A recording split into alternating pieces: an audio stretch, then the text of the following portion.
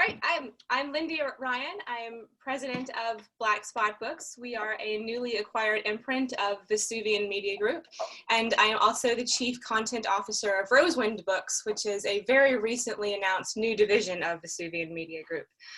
Vesuvian Media Group is a books to film multimedia corporation, so we really specialize in bringing new and exciting diverse voices into the publishing community and looking for projects that are going to translate from the written word to the screen.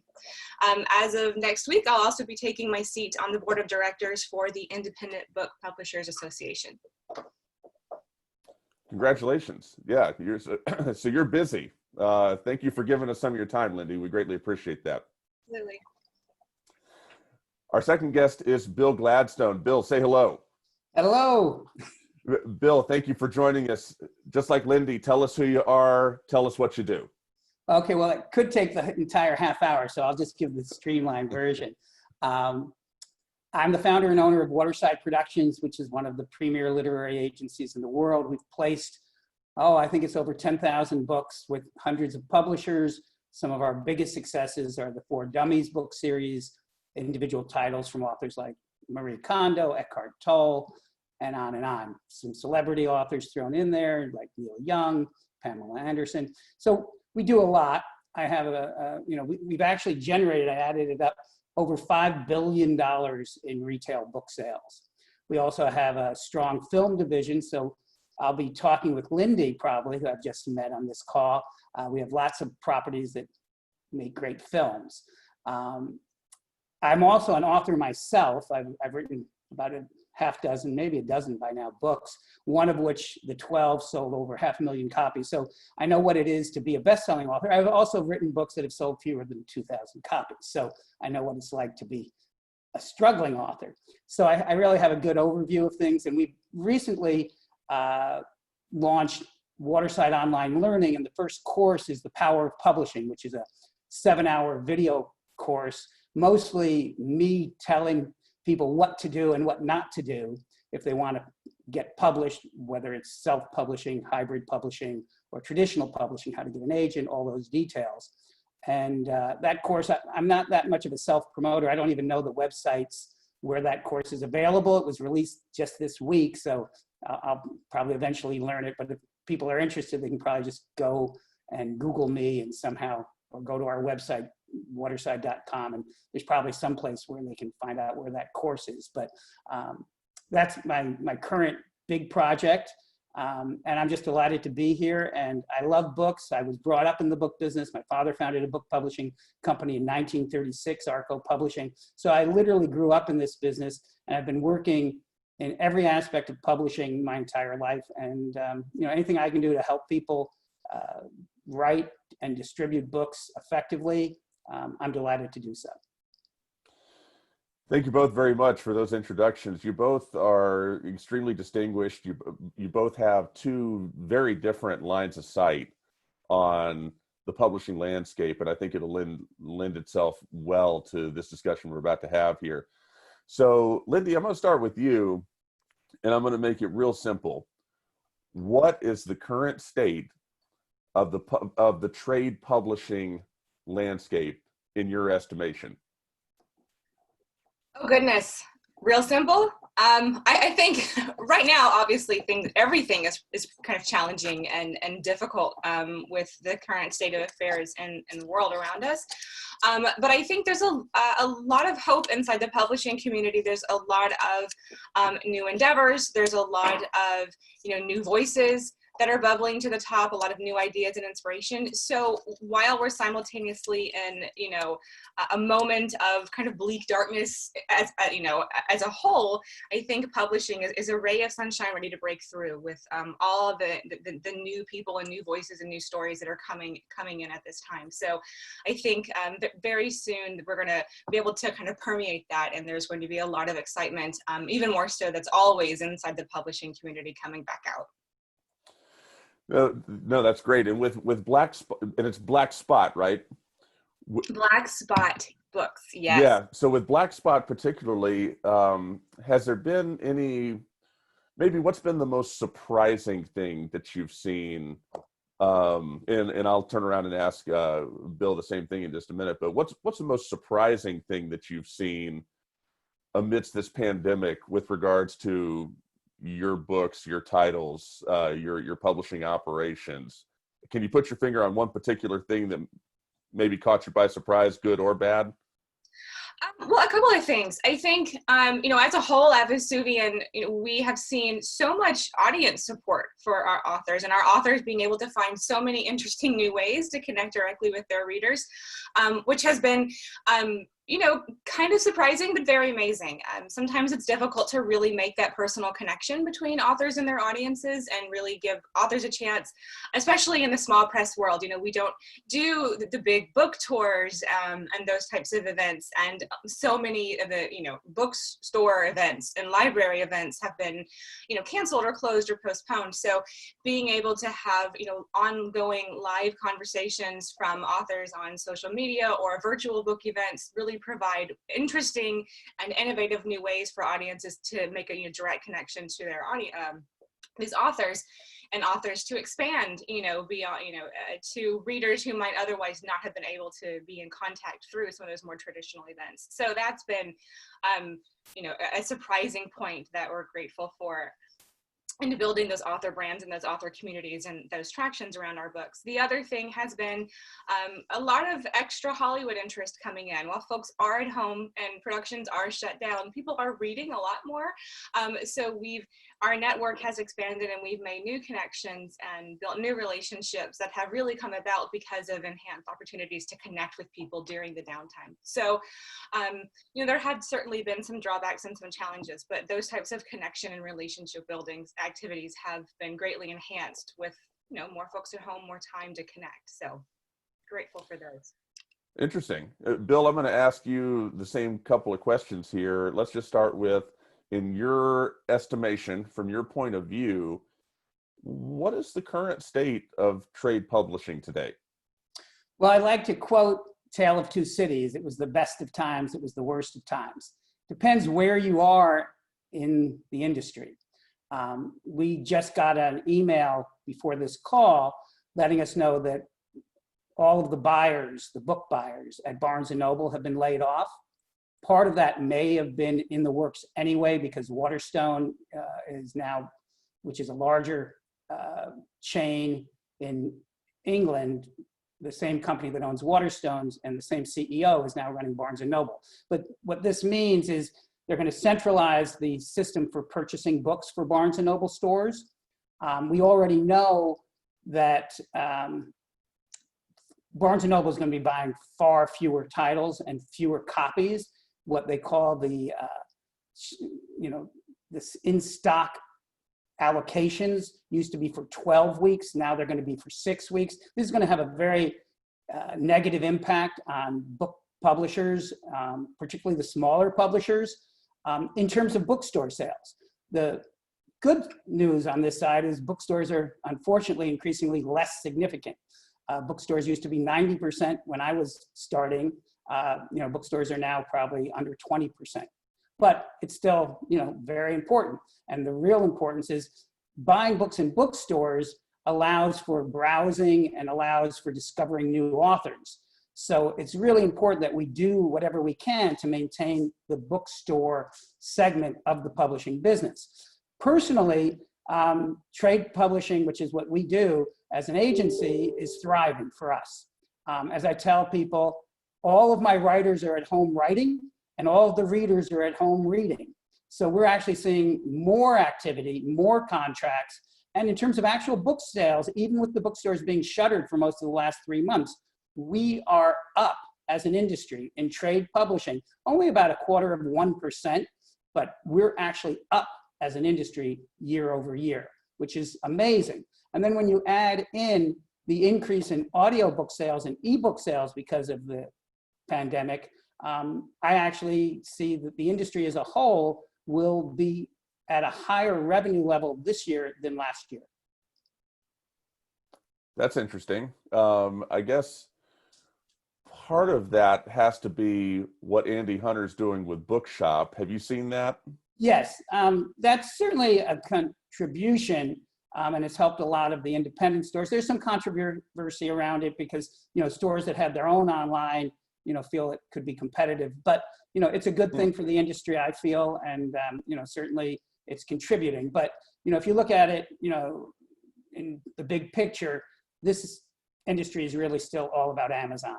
Amazon controls 70% of the entire North American market, and that percentage will probably increase. So, no, that's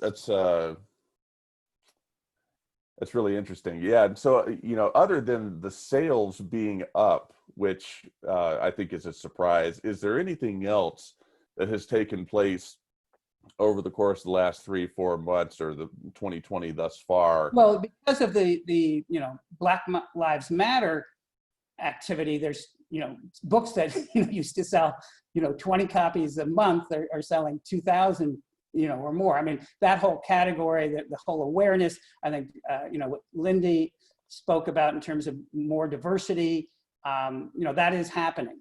And that's a change that, long overdue in publishing, but there's some, structural problems with that. If you look at the nature of the workforce, it's not something that can change overnight, but, certainly there is going to be increased diversity within the world of publishing in terms of, what books can get published.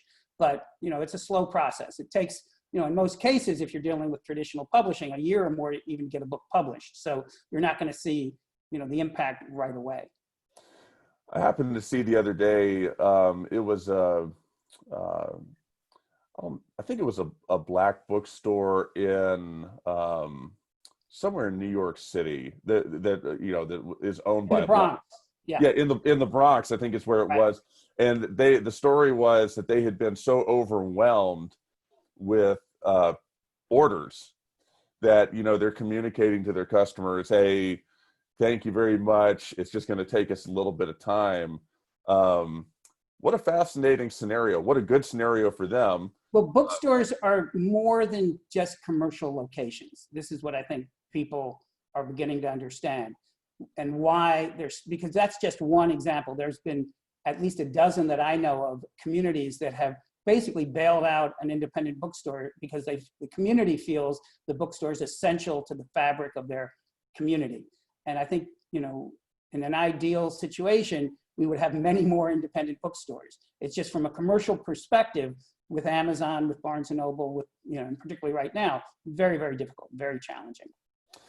So I'm going to shift gears just a hair, and Lindy, I'm going to come back to you. I want to ask both of you the question. I'm going to start with you, Lindy. So we talked about the state of trade publishing. We talked about some things that y'all have found surprising.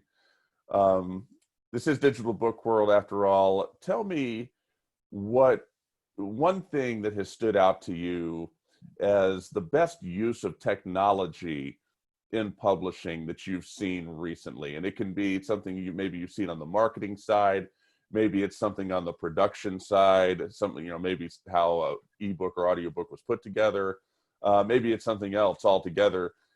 Give me something interesting that you've seen technology-wise applied to publishing.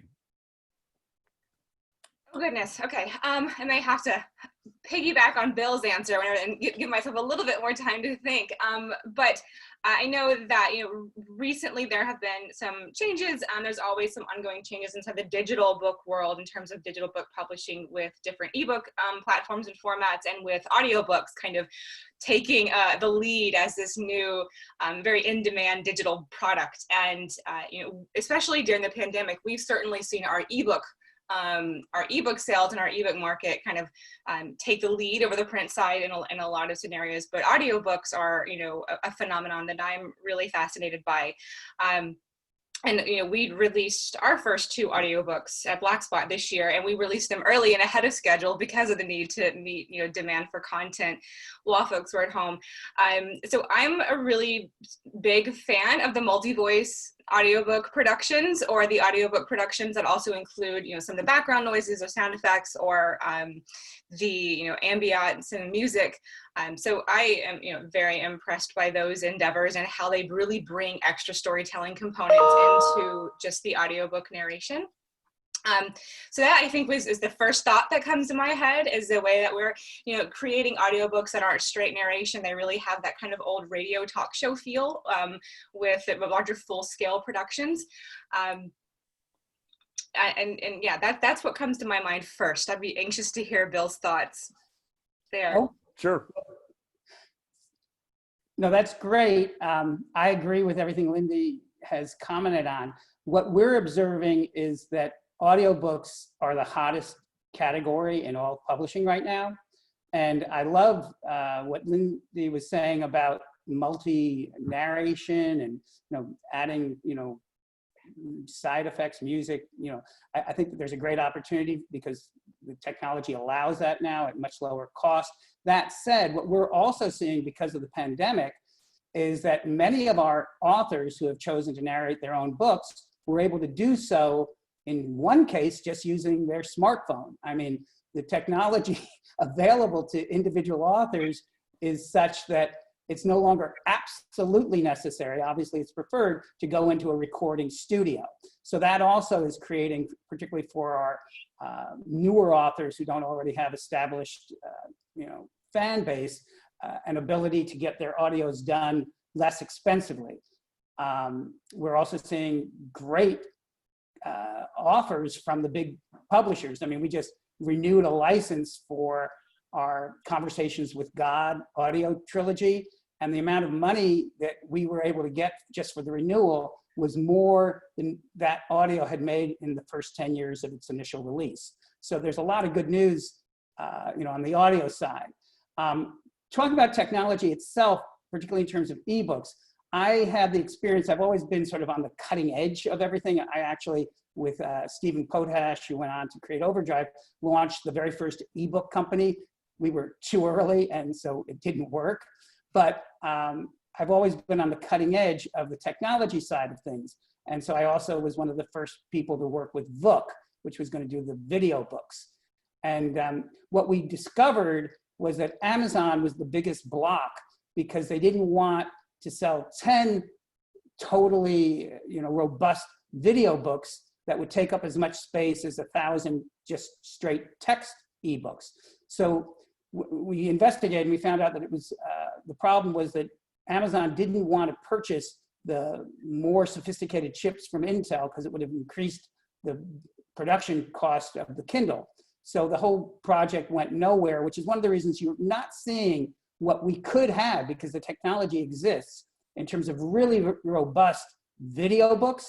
I think that will eventually happen, but it probably isn't going to happen anytime soon because I don't think Amazon has significant motivation to allow it to happen. So, it's not just technology that we have to be looking at when you ask a question like this. It's also what is the structure of the business and what is the motivation of the big players to allow technology to become ubiquitous.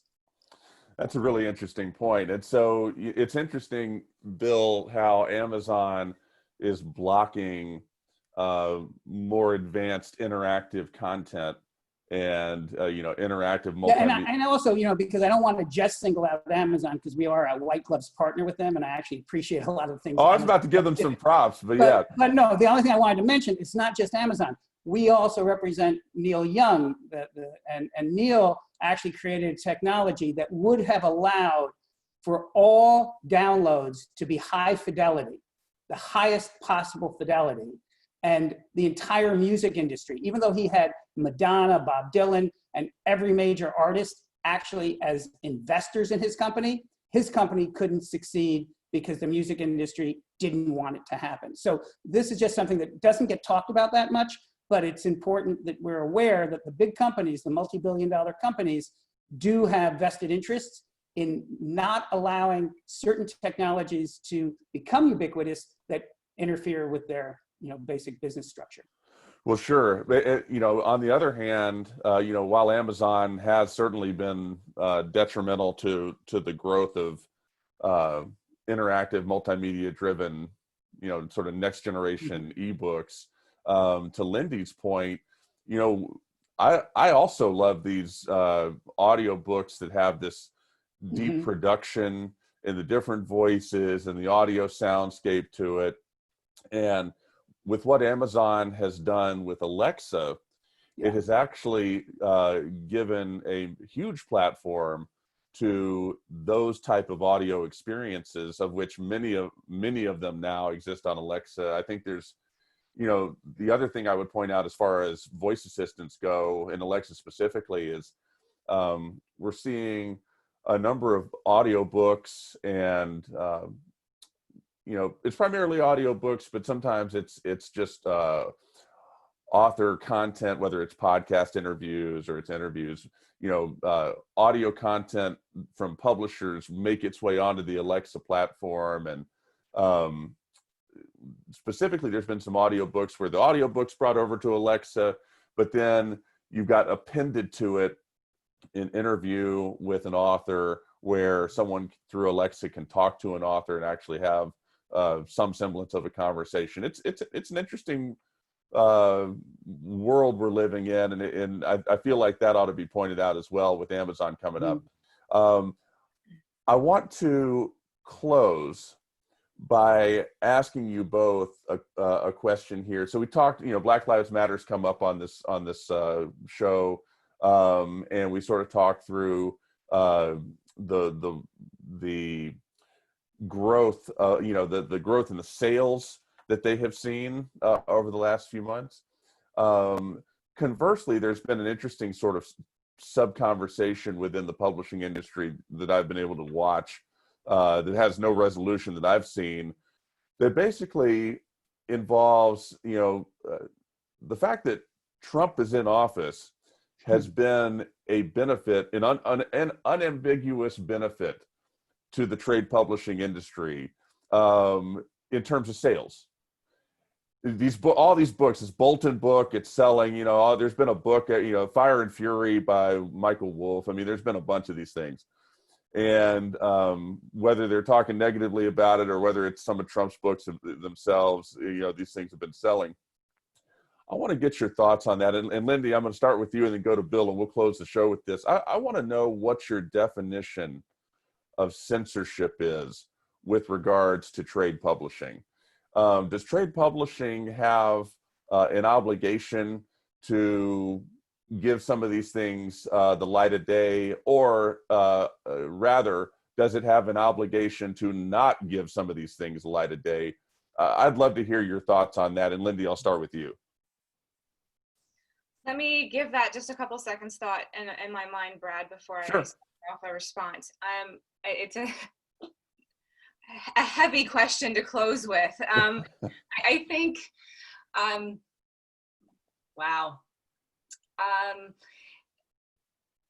And to whatever extent you feel comfortable, approaching it, I think the publishing industry has a twofold obligation. Being one part of that is to preserve the creative integrity of the voices inside publishing, to, give writers and authors the chance to express their stories and their narratives in ways that are genuine and authentic from their voices. I think that publishing also has the dual responsibility to protect the commercial aspects of the business, and to again preserving that integrity, to do things through a lens of ethical perspective, inclusivity, and open-mindedness.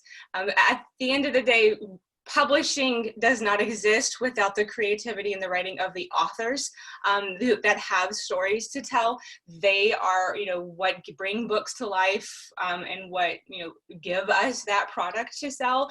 So I think we should fully be standing behind our authors and our projects. I know that there are circumstances when, it becomes a little muddled, things arise that we don't expect, temperament shift, things change. But I do think that publishers should stand behind their authors and their products. And I think first and foremost, our responsibility is to those voices. Well said. Bill, your thoughts? Well, I've thought a lot about this for a lot of years. This isn't a new issue. Censorship. Fundamentally, I'm against any form of censorship. That said, that needs to be balanced with controls against hate and against violence. And I don't believe that, I mean, it's, the old thing, freedom of speech, but yelling fire in a theater when there's not a fire and creating mayhem is not acceptable. It's the same, I believe, with books. We, for the most part, have only published, well, we're such a big company, but, we've probably only done 20 or 30 political related books. And we've done them on both sides, more, what we would call the progressives. We represent Tom Hartman, who's the leading progressive radio talk show host in America. But I have no problem, and we published books from, very, very conservative authors as well. And the reason we do that is there's a big, appetite on both sides. People want to hear their views voiced. That said, I think people do go over the line. I think there has been too much pampering to an author who may not be telling the truth at all just to sell books. And I believe that, we do have an obligation for compassion and for diversity and for higher activity. We should always be encouraging our readers as well as our authors to be their highest and best selves in everything they do. And when we encourage something simply for the sake of making a quick buck, I think that we're in danger. And I think that this industry has an obligation that is far greater than any normal business to reflect and to hopefully advance and serve as a catalyst to improve our society and our culture. So, I take it very seriously. I'm not going to censor. I'm not going to approve of censorship, but at the same time, I will not represent a book that I think is going to make a negative contribution in any way. Well put as well. Yeah, I feel like we would be remiss if we didn't ask that question of both of y'all on this show. And, we've seen a lot of different things. We've seen an agent lose some of her agents because they didn't like when and how she called the police. We've seen J.K. Rowling take heat, with people seemingly forgetting she's championed, she spent a lot of money, she's given a lot of money and championed a lot of advocacy type of causes, but people didn't like the way that she described, I think it was a transsexual, comment that she made, and then all of a sudden the pitchforks came out. Mm-hmm. I think patience is a virtue as well, and something we can all stand to remember. This has been a great conversation. I really appreciate both of y'all being part of this. This episode kicks off our 10 episode slate of Publisher Nation Season 2. Lindy, Bill, thank you both very much for being part of this with us today. Thank you. Thank you very much. Pleasure to be here. Very much was a pleasure. And Lindy, send me an email. We'll definitely send you some properties that you might want to convert to film. Yeah, Bill, let's talk, huh? We'll let y'all have that conversation for Publisher Nation, Season 2, Episode 1. Thank you for listening. Until next time.